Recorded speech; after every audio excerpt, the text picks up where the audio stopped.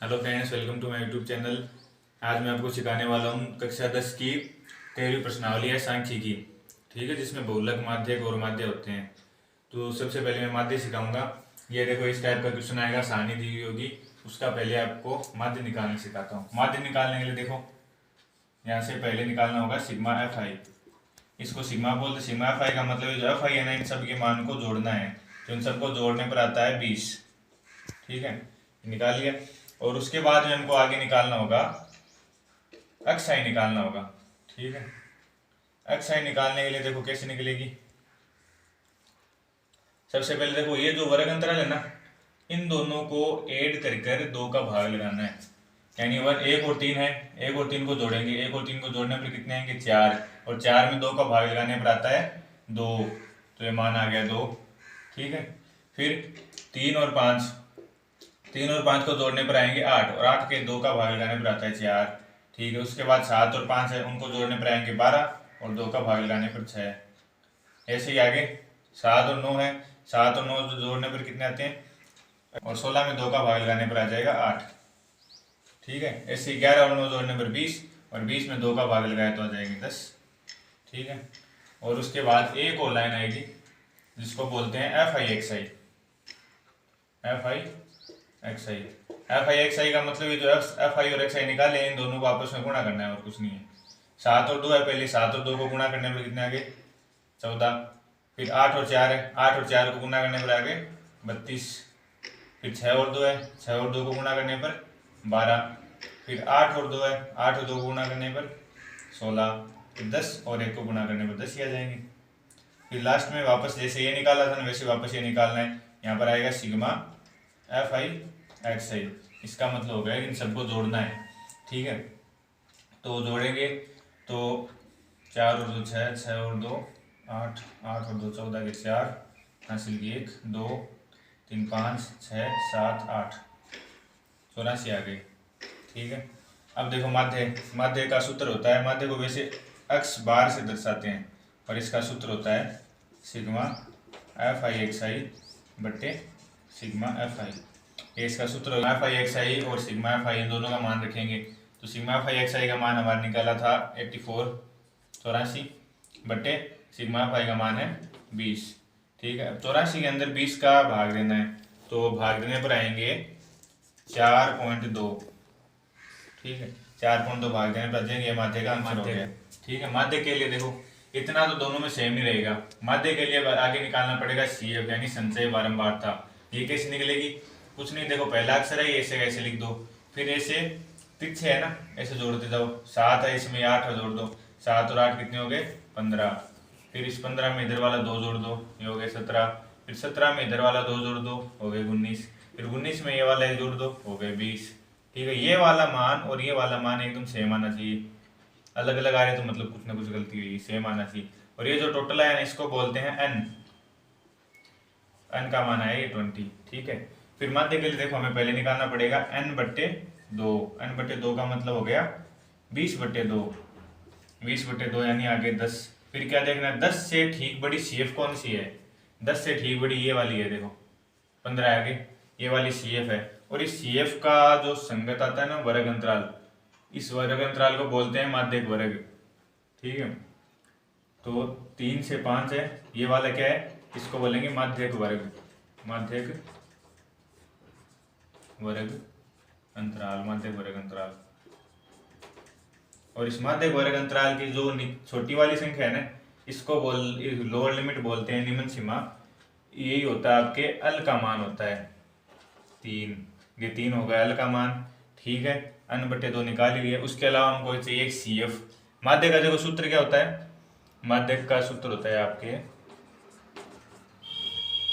माध्य बराबर होता है अल प्लस एन बटे 2 माइनस सी एफ बटे एफ गुणा एच। इन सब के मान देखो, पहले एल का मान तो ये हो गया, माध्य वर्ग निकालो, उसकी निम्न सीमाएं वल हो गई।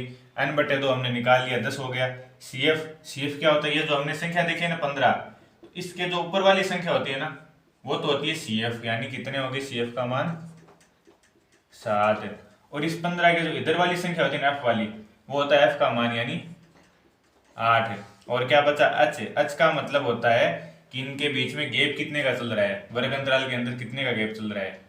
ठीक है, देखो 1 और 3 के बीच में 2 2 का चल रहा है ना, 3 और 2 5, 5 और 2 7, 2 2 का गैप चल रहा है, तो अच का मान आ गया 2। तो यहाँ पर गैप चेक करना है हमको, वर्ग अंतराल में कितने का अंतर चल रहा है वो देखना है। ठीक है, अब जैसे सारे के सारे मान है इस सूत्र के अंदर रखेंगे। तो पहले अल है, अल का मान कितना है 3, इस साइड रख दें। चलो अल की जगह 3 प्लस n बटे 2 की जगह रख दिया हमने 10 माइनस सी एफ का मान था 7 बटे एफ है, एफ का मान हो गया 8 गुणा एच का मान हो गया 2। ठीक है, अब इसको सोल्व करना है। तो 3 प्लस 10 माइनस 7 हो गया 3 बटे 8 गुणा 2। इस 2 से ये 8 कैंसिल हो गया 4 बार, तो कितना है 3 प्लस 3 बटे 4। अभी आप चाहो तो इनमें पहले लघुत्तम लेके जोड़कर कर सकते हो, या डायरेक्ट पहले 3 में 4 का भाग दे सकते हो। तो 3 में 4 का भाग देंगे तो आएंगे 0.75।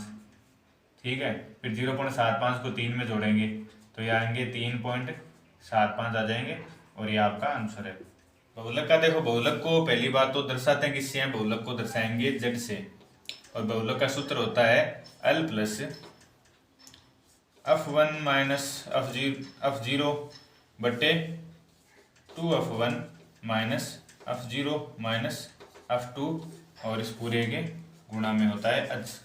अब ये सारे होते क्या क्या है वो देखो, पहले तो इनमें देखना है, इसमें एक साथ कुछ निकालना नहीं, इतनी आसानी में से करना है। देखो पहले देखो इनमें से सबसे बड़ी संख्या कौन सी है, सबसे बड़ी संख्या देखो ये वाली है 8, तो जो सबसे बड़ी संख्या है उसको बोलते हैं f1। ठीक है, और 1 से पहले क्या आता है 0 आता है, तो इसकी ऊपर वाली संख्या होगी 0, और 1 के बाद में 2 आता है तो इसकी नीचे वाली संख्या होगी f2। और अल बचा, अल का मान वही है जो ये f1 है ना, इसकी संगत वर्ग अंतराल देखो ये जो है ना 3 से 5, इनको बोल देंगे, इस बार बोल देंगे बहुलक वर्ग अंतराल। और बहुलक वर्ग अंतराल की जो निम्न सीमा होती है ना, नीचे वाली संख्या छोटी, उसको बोल देंगे अल। 3 आ गया, और क्या है f1 है वो हमने देख लिया 8 आ गया, f0 है वो आ गया 7, f2 है वो आ गया 2, और h बताया था वही है, इनके बीच में अंतर कितने का चल रहा है 2 2 का चल रहा है, तो 2 हो गया। अब ये सारे के सारे मान रखेंगे सूत्र के अंदर, तो देखो कितना आता है, z बराबर l है, l की जगह हमने रख दिया 3 plus f1 minus f0, f1 का मान है 8 माइनस 0 का मान है 7, तो 8 माइनस 7 बट्टे 2 गुणा f1 का मान हो गया 8 माइनस f0 का मान हो गया 7 माइनस f2 का मान हो गया 2, और इनके बाहर है h का मान आ गया 2। अब इनको सोल्व करना है, कितना आता है देखो 3 प्लस 8 माइनस 7 हो गया 1, नीचे देखो 8 गुणा 2 कितने हो गए 16, माइनस 7 और 2 दोनों माइनस के, तो मतलब संख्या जुड़ जाएगी, तो 7 और 2 जोड़ने पर आएगा 9, और बाहर है 2 गुना में। ठीक है, 3 प्लस ये 2 गुणा 1 मतलब 2 ही रहेगा ऊपर, नीचे कितना होगा 16 माइनस 9, 16 में से 9 घटाए तो कितने बचे 7 बच गए, तो 3 प्लस 2 में 7 का भाग देना है, तो 7 का भाग देने पर आएगा 28 0 पॉइंट की पहुंच गई। अब देखो 2 में 7 का भाग देना है ना, तो 2 में 7 का भाग देने पर 0.28 आगे भी आती है और संख्या, लेकिन हम पॉइंट के बाद 2 अक्षर लिखना काफ़ी होता है, वैसे तो आगे और करेंगे तो 28 57 14 ऐसे और आएंगे, पर 2 अक्षर रखना है हमें। ठीक है, फिर 3 में इनको जोड़ेंगे तो जोड़ने पर आएंगे 3.28, और ये आपके बहुलक का आंसर हो गया। इसमें आपको तीनों विधियां मैंने जो सिखाई है वैसे खुद ही आपको पहले इसका माध्य और माध्यक और बहुलक तीनों के खुद निकालने का ट्राई करना है, और जो आंसर आया वो आपको कमेंट में लिखकर बताना है कि क्या आंसर आए आपके। ठीक है, और वीडियो देखने के लिए धन्यवाद। जिन्होंने चैनल सब्सक्राइब नहीं किया है वो सब्सक्राइब कर दें, वीडियो को लाइक और शेयर करें, और अगर कोई भी डाउट हो, कोई और प्रश्नावली हो तो कमेंट में बताएं, आपको कौन सी करनी है वो मैं आपको बता